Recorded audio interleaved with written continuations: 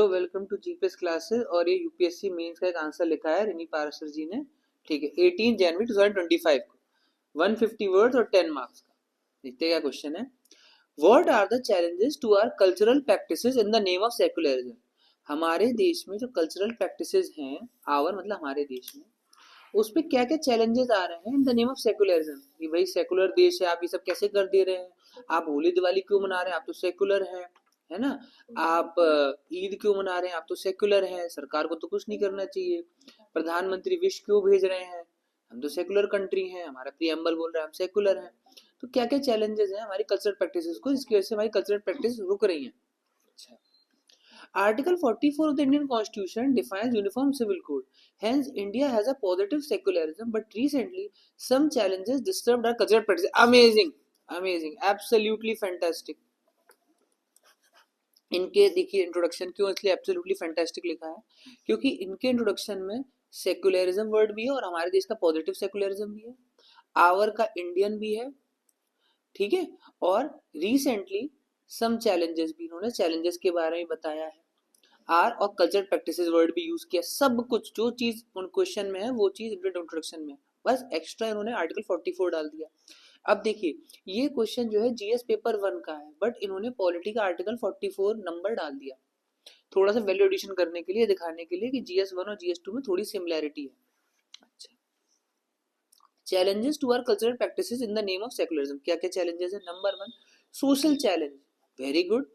Promote equality among all citizens, mens are not allowed in some temple, example Khajuraho temple, नहीं गलत है, खजुराहो में Kamakhya temple,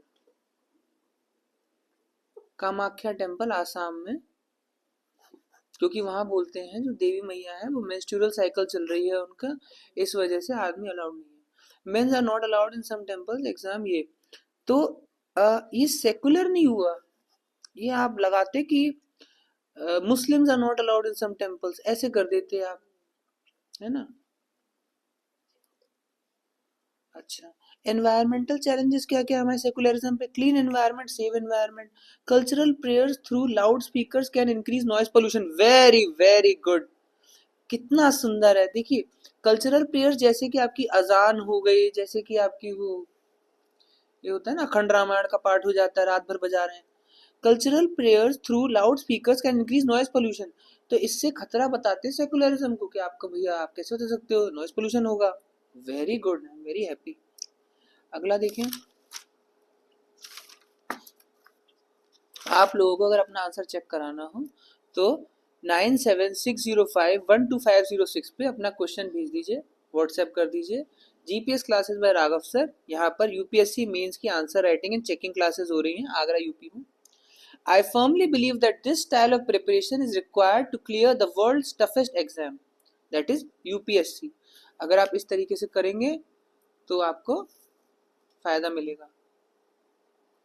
political challenges क्या क्या है।